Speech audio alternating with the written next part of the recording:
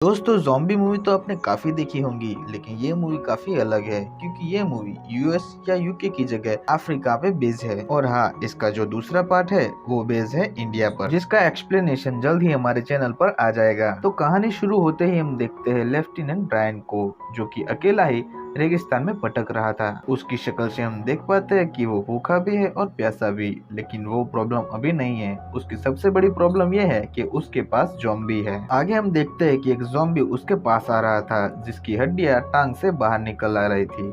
फिर भी वो चल के उसके पास आ रहा था। टांग टूटी होने की वजह से उससे कुछ ज्यादा खतरा नहीं था, इसलिए ब्रायन उसको इग्नोर करके आगे बढ़ जाता है। लेकिन थोड़ी आगे बढ़ते ही उसे एक और ज़ॉम्बी दिखा जो कि बिल्कुल स्वस्थ था, इसलिए ब्रायन को उसके माथे पे गोली मारनी पड़ी। फिर ब्रायन उसकी जेब चेक करता है तो उसकी जेब में से एक गन, थोड़े से पैसे जो कि किसी काम के नहीं थे, इसलिए ब्रायन उसे फेंक देता है, और एक AK-47 की मैगजीन, जिसको ब्रायन अपने पास रख लेता है। इतने में ही वो ज़ॉम्बी वहां पर आ जाता है, जिसकी वजह से ब्रायन को यहाँ से जाना पड़ा।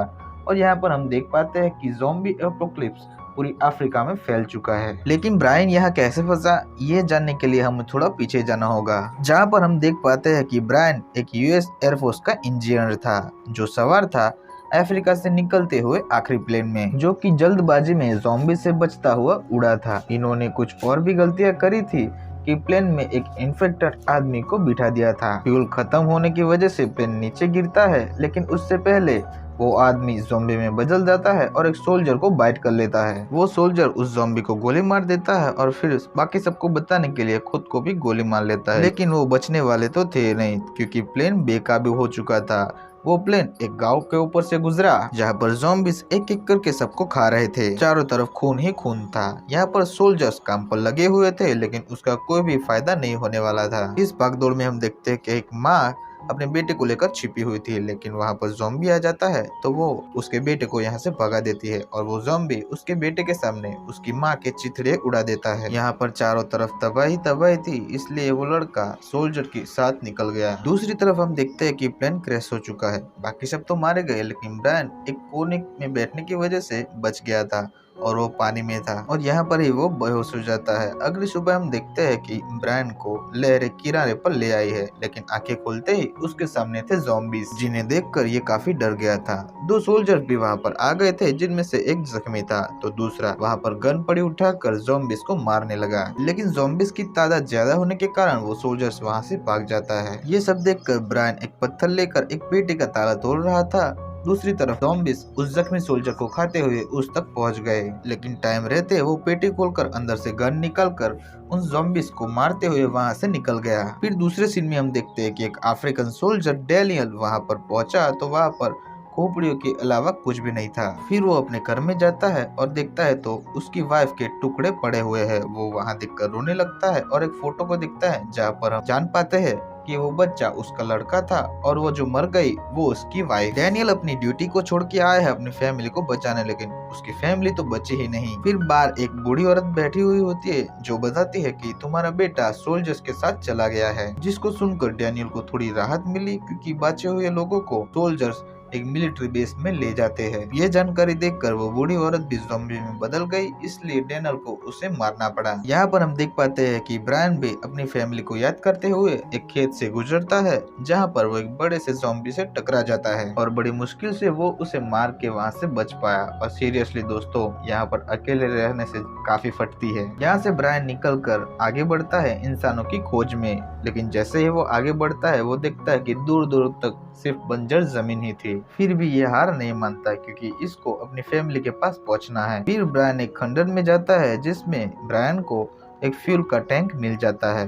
वो इधर उधर ढूंढता है तो उसे एक ट्रक भी मिल जाता है। वो फ्यूल लेकर उसमें डालकर उस ट्रक को ठीक करने लग जाता है, क्योंकि वो एक इंजीनियर है। लेकिन काम करते हुए उसे पता नहीं चला था कि उसके पास एक ज़ॉम्बी आ पहुंचा है, लेकिन सही वक्त पर ज़ॉम्बी को वो शूट कर देता है, जिसकी आवाज से आसपास के सारे ज़ॉम्बी वहां पर आने लगते हैं। फिर वो जल्दी से जैसे तैसे करके ट्रक को ठीक करके ट्रक में बैठ गया, लेकिन ट्रक स्टार्ट नहीं हो रहा था। फिर सारे ज़ॉम्बी जैसे ही उसके पास आए, किस्मत से ट्रक स्टार्ट हो गया और ब्रायन वहां से निकल पाया। फिर आगे काफी देर तक सफर करने के बाद उसकी गाड़ी एक खड्डे में फंस गई वो जैसे ही उसको निकालने के लिए नीचे उतरता है वो फिर से ज़ॉम्बियों के बीच गिर जाता है। वो सारे ज़ॉम्बी ब्रायन को मारने ही वाले होते हैं, लेकिन वहाँ पर तभी बहुत सारी गोलियां चलती है और सारे ज़ॉम्बी को मार डालती है। और यहाँ पर हमें दिखाया जाता है कि वो गोलियां चलाने वाला और कोई नहीं बल्कि डैनियल ही था। डैनियल को अब भी शक हो रहा था कि ब्रायन को ज़ॉम्बी ने बाइट किया हुआ है, लेकिन ब्रायन इस बात से बिल्कुल ही इनकार करता है। फिर डैनियल गाड़ी को गड्ढे में से बाहर निकालने के लिए मदद करता है इस उम्मीद में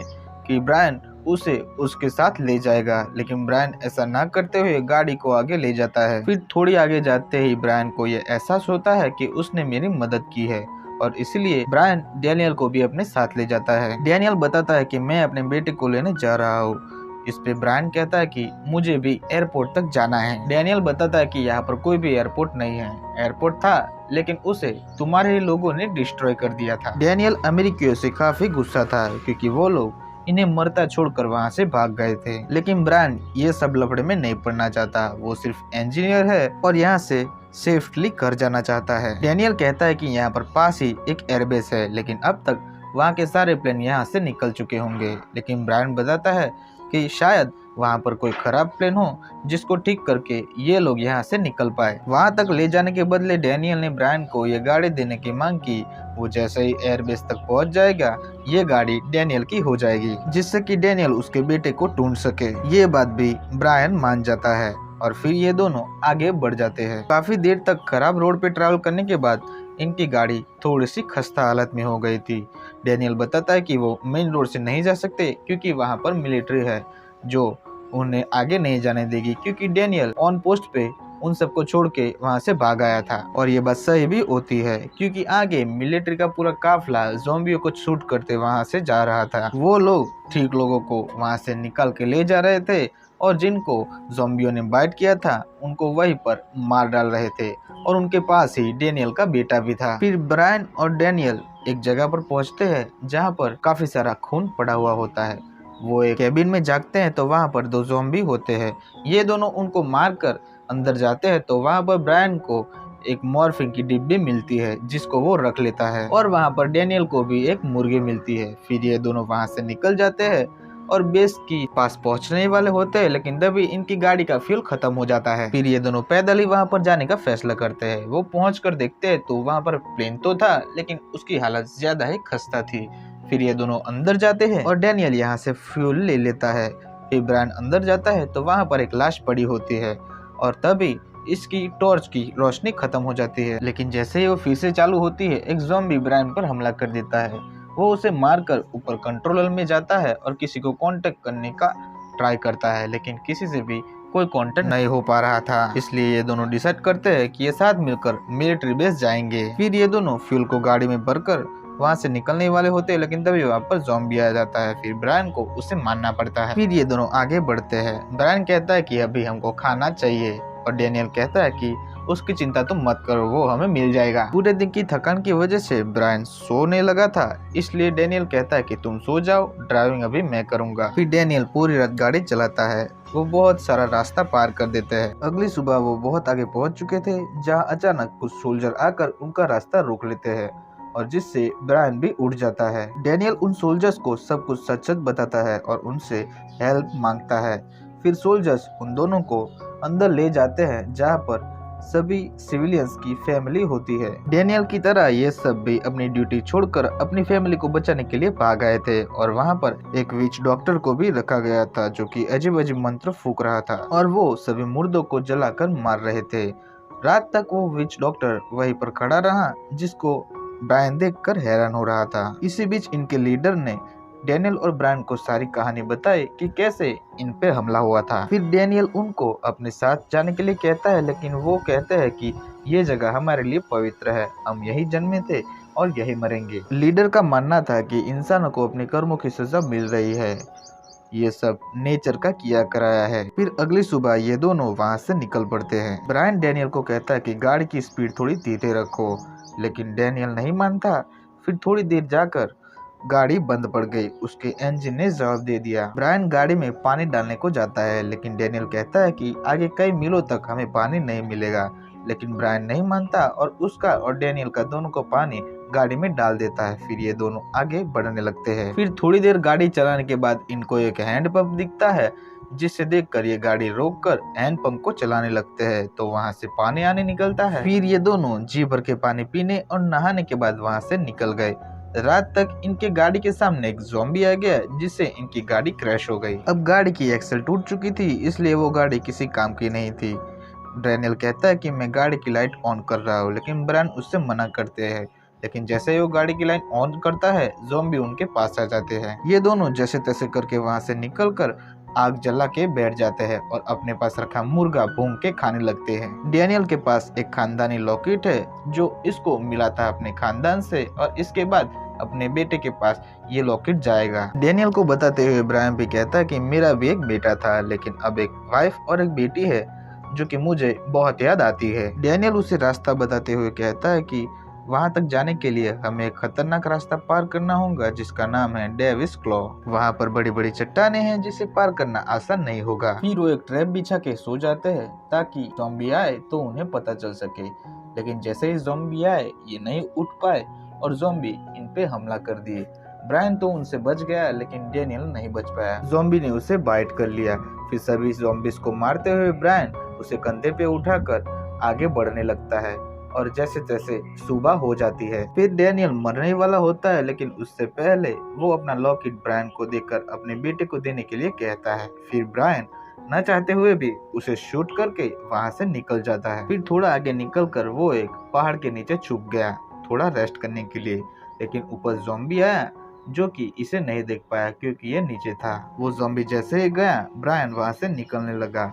फिर वो आगे जाता है तो एक ज़ॉम्बी से बचती हुई एक औरत अपने बच्चे को लेकर वहां से भाग रही थी। वो इन्फेक्टेड थी, तो वो अपना बच्चा ब्रायन को देकर अपने आप को मारने के लिए कहती है। इसलिए ना चाहते हुए भी ब्रायन को उसको मारना पड़ा। फिर वो बच्चे को लेकर इधर उधर भटकने लगा। फिर किस्मत से उसे एक ट्रक दिखाई दिया, जिसमें बहुत सारे इंसान मौजूद थे। वो बच्चे को उनको देकर वहां से निकल जाता है। इसी तरह रात हो गई, और फिर अब ये झाड़ पे सोने का फैसला करता है, क्योंकि पिछली रात को जब ये नीचे सोया था तो ज़ॉम्बी ने अटैक कर लिया था। अगली सुबह ये चलते चलते डेविल्स क्लॉक तक पहुंच गया। वहां पर कई सारे ज़ॉम्बीज थे, जिनसे बचने के लिए वो एक बड़ी सी चट्टान पे ऊपर जाके बैठ गया। फिर आगे हमें दिखाया जाता है कि ये एक रेगिस्तान में पहुंच गया है, जहाँ तक दूर दूर तक कोई नहीं है। ये फिर थक कर बेहोश होने लगता है, लेकिन तभी वहां पर एक ज़ॉम्बी आ जाता है। तो ब्रायन उसे मारकर उसके कपड़े लेकर वहां से निकल जाता है, और यहाँ पर हम मूवी के इंट्रो के सीन में आ जाता है, जहाँ पर ये रेगिस्तान में भटक रहा था।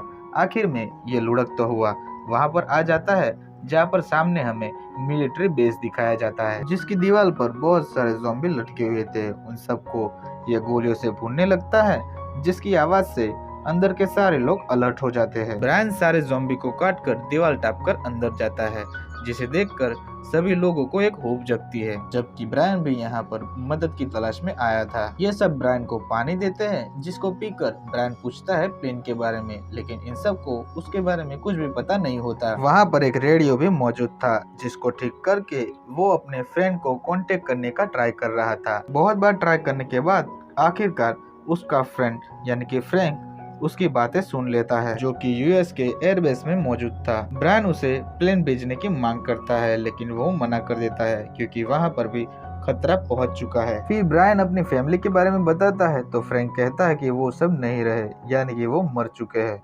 ये सुन के ब्रायन की दुनिया पूरी तरह से हिल जाती है। ब्रायन बहुत ही निराश हो जाता है, क्योंकि उसका सारा का सारा मेहनत मिट्टी में मिल गया। अब जी के भी क्या फायदा। फिर आगे ज़ॉम्बी फ्रैंक के बेस में भी घुस गया, इसलिए वो चला गया, और यहाँ पर भी दीवार उस ज़ॉम्बी को रोक नहीं पाई। सारे ज़ॉम्बी दीवार को तोड़ के अंदर आ गए। वो जैसे ही अंदर आए, चारों तरफ भगदड़ मच गई, और ज़ॉम्बी सभी को एक साथ खाने लगे। ब्रायन अपने मौत का इंतजार करता हुआ वहाँ पर खड़ा ही रहा था, लेकिन तभी वहाँ पर डैनियल का बेटा उसके लॉकेट को पहचानते हुए उसके पास आ गया। और फिर ब्रायन को डैनियल को किया हुआ वादा याद आता है। इसके पास अब जीने का रीजन है, और बचाने के लिए एक फैमिली भी है। अब क्या है इसको बचा पाएगा? इसी के साथ ये मूवी खत्म हो जाती है। दोस्तों, जल्द ही इस मूवी का दूसरा पार्ट हमारे चैनल पे आने वाला है, जो कि इंडिया पे बेस्ड है। वीडियो को मिस नहीं करना चाहते तो हमारे चैनल को सब्सक्राइब करके उस बेल आइकन को दबा लीजिए।